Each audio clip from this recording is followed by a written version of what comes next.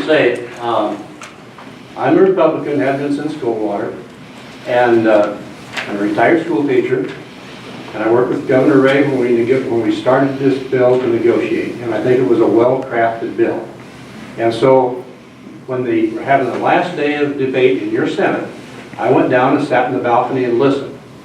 And during that time, the Democrats came up with a number of amendments. Some were frivolous, some were substantive. Mm-hmm. One I'm thinking about, I'd like to ask you about, is somebody said, why don't we, instead of having this go into effect on the day the governor signs it, why don't we do it July 1st? So the negotiations that are in progress, we're not going to waste the money and so forth. And all these, the Democrats gave a good debate on it. And you know what the rebuttal was? Some bald-headed guy stood up and said, I urge you to vote against this amendment. Now, can you tell me why you voted not to put this into effect until July 1st? And there was no consideration, no argument, just let's vote against it. That bothers me to this day.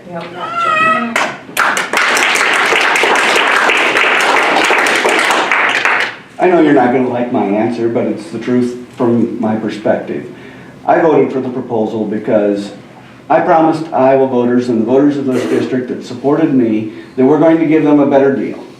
And I believe that includes you as public sector employees as well. I know you don't believe that, but the amount of new flexibility that is created under this proposal is tremendous compared to what we had before. The ability to pay the best employees more. Why was it better 2 weeks ago, 3 weeks ago, than it would have been July 1st when this Ballard was still in negotiations? Why not get start all over with nothing? You just as well start right away. And so, if we've No. got the proposal. It was to keep those negotiations from going forward. Exactly. Where you guys haven't seen Iowa. Okay, thank you for the answer. You bet.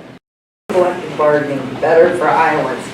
And what did the state save by doing away with Chapter 20?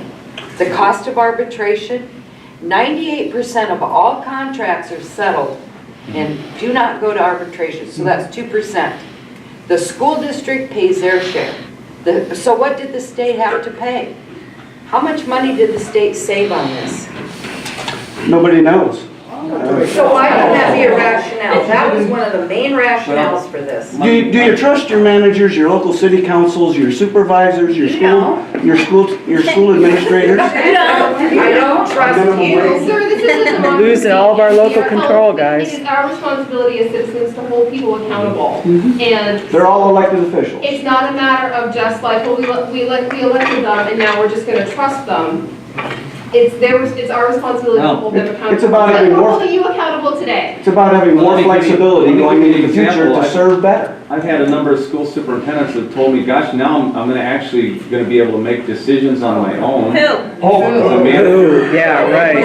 So the point is, your school boards are going to have, I've had two separate school board members from different districts tell me the only decision they're ever able to make was on who has the milk contract for school lunch. And they literally, their hands are tied on everything else.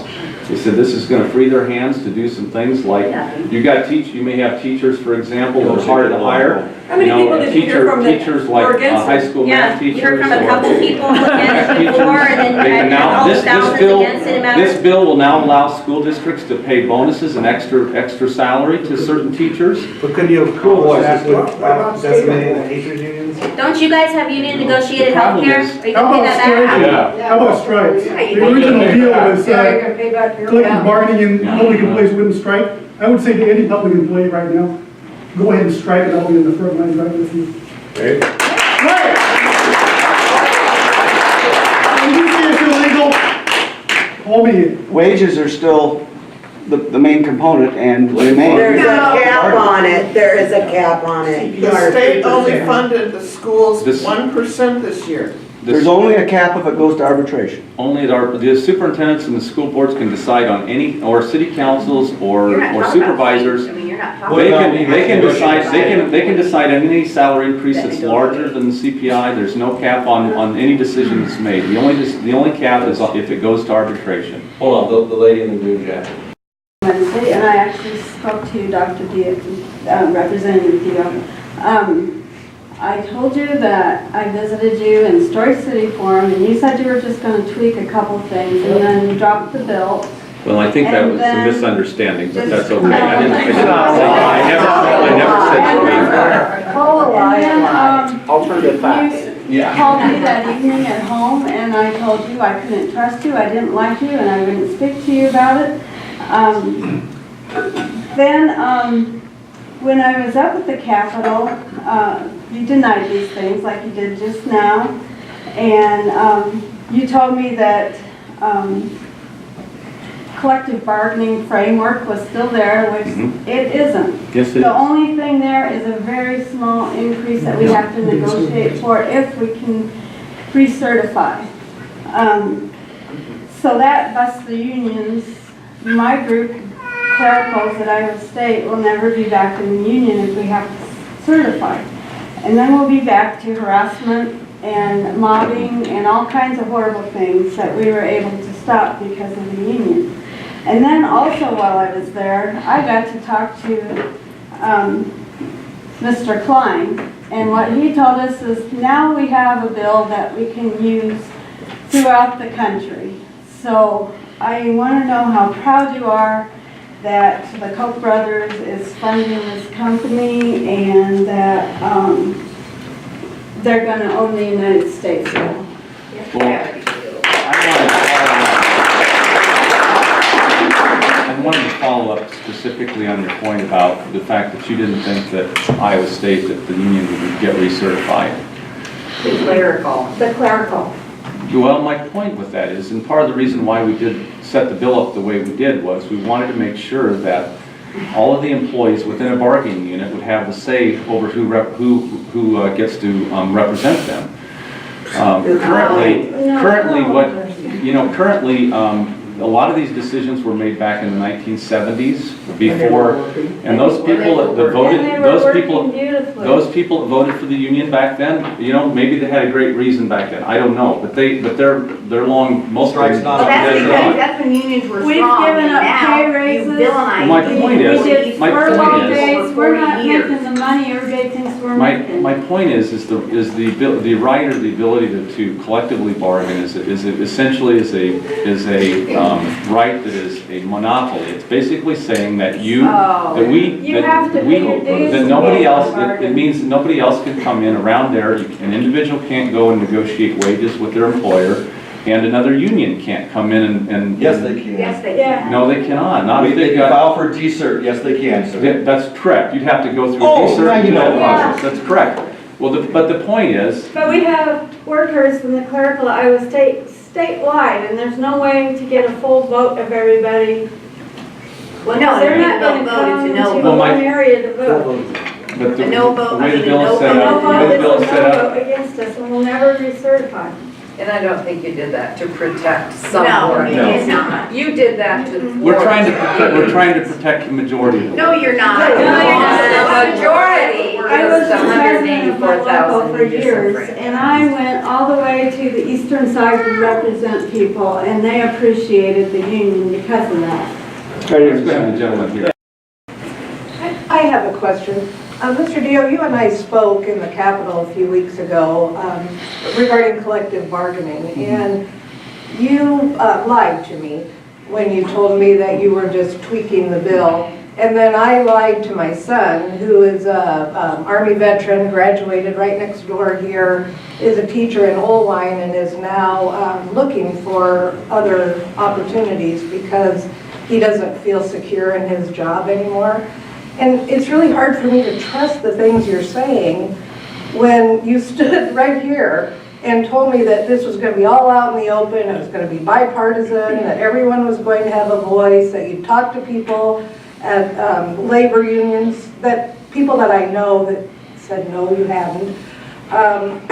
It's really hard for me to understand what it is you're doing up there that benefits working people across the board in the state. When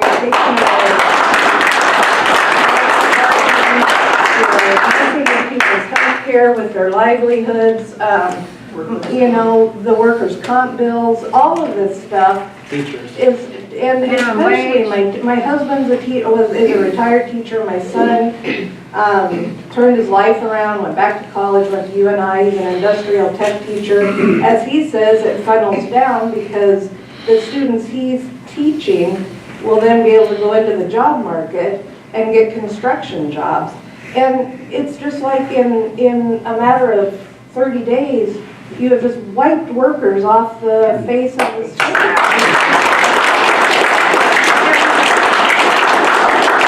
You would lie to me. I mean, you literally stood there and lied to my, well, you did. No, I can tell you, my message was consistent with everybody I talked to. I said this, and I know I absolutely would not have said that I thought this bill was going to be bipartisan.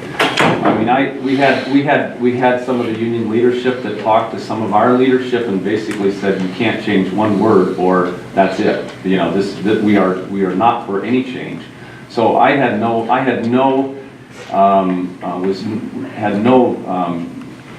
idea that this could possibly be bipartisan. It was just not going to be. But let me just address the bigger picture, what you're talking about.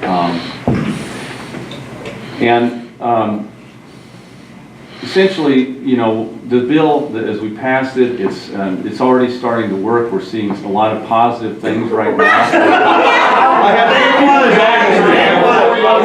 Let me follow up. Let me talk to you about a number of different things, okay? For example, can I just tell you that I got my son home from Iraq and made him promise that he would never live more than 30 minutes away. As a teacher, he now lives 2 hours away. And he's looking now at living 5 or 6 hours away. And it breaks this mother's heart that my son is trying so hard to build a life and do the right thing. He loves his students. And what you've done is destroy his faith in our state. Well, let me specifically talk about schools, for example. Because I've talked to a lot of school superintendents. I've probably talked to in excess of 20 different school superintendents in the last month or two, and many of them since we passed the bill. This was a story that came to me from a school board member with Ames. They made one change that they were able to make now. They came to an early agreement with their school district, and because of the bill. Let me just suggest that in Owine, they tried to have a special meeting, but the governor signed it hours before they were able to convene. So his contract runs out in June. But there's nothing that stops that school board from putting exactly the same policies in place that you're all concerned about that you've lost. So why wasn't it? But now they can't negotiate permissive policy. There's no takeover. It's actually a removal of the state mandate that was the heart of the whole. Let me finish what I was going to talk about with Ames, okay? I'm so glad that Scott Walker congratulated you all on that one too. Yeah.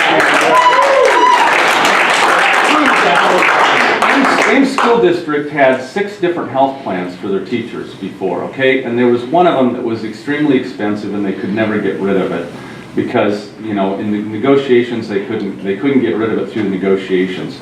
The teachers union came to them and said, "Hey, we want to come to an agreement early. We'll give on this one health plan as long as we get a 3% overall compensation for this year and 2% overall compensation for next year."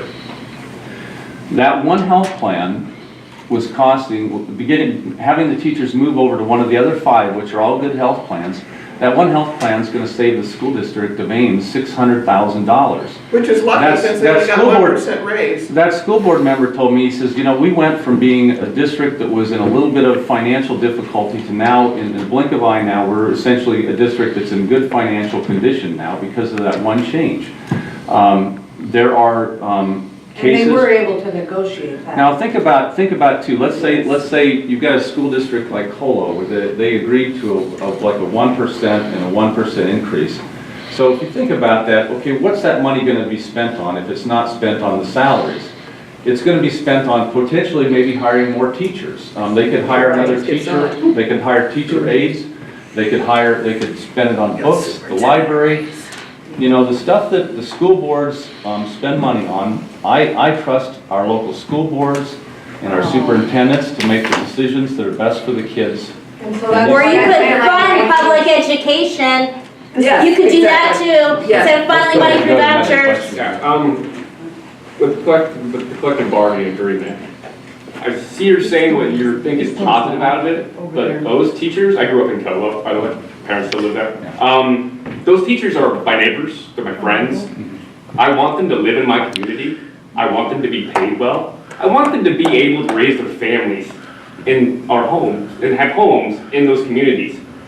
By taking away that financial security that, as stated earlier, you have done, it's going to make it harder for them. I mean, how is it going to be better for them if their wages stagnate and they get paid less? Because, I mean, this bill is very similar, as you know, to other states. So, and we can see that their wages have gone down.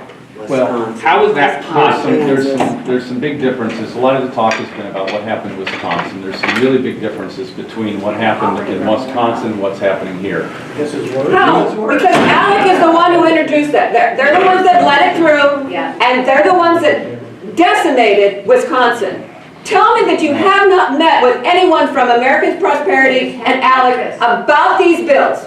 Tell me that you have. I've never talked. You have not been in a meeting with him. You have never been in a meeting with Klein. On Skype. Well, Klein hangs out in the lobby, and I've seen He him. invited you to a breakfast the other day, a cocktail party to say, hey, I wasn't how's there. that? I'm sorry, I wasn't there. I didn't go. I wasn't there. You have never met with him. Klein is a young kid that works for this group, Americans for Prosperity. A group. He hangs, you know, I see him out in the rotunda. He's a nice kid. I've talked to him, but he had nothing to do with the bill. Okay, and he didn't meet with the governor? All He never met with the governor? All he did was he supported the bill, that's all. So why is he in that, why is? I'm trying to get everybody. Smirking like June that. 6/16, Dix took $7,500 from the Coke industry.